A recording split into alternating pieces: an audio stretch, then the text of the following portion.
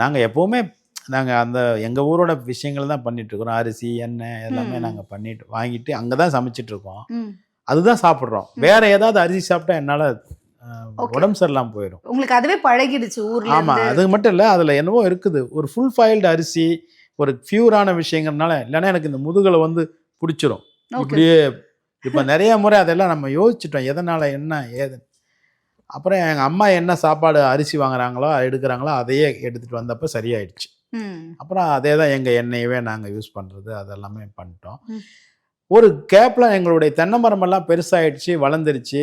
அது தேங்காய் எண்ணெய் அதிகமாக உற்பத்தி ஆகிடுச்சு. இருக்கிற இடத்துலையும் வேர்க்கடலைகள் போடும் பொழுது அது நாங்கள் எண்ணெயாகவே பண்ணுவோமே அப்படின்னு.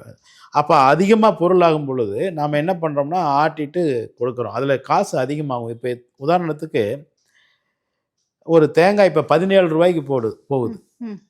அவன் போடலாமா சார், தேங்காய் மரத்தில் ரெடியாக இருக்குது போட்டுருவோமா அப்படின்னு கேட்டான். நான் சொன்னேன் போடாத. ஏன்னா 25, 28, 30 ரூபாய்க்கு போயிட்டு இருந்தது. அப்போ நம்ம அதுக்கு ஓகே தான் போட்டோம். இப்போ அப்படி இல்லை, போடாத. 10 தேங்காய் சேர்ந்தா 170 ரூபா தான்டா.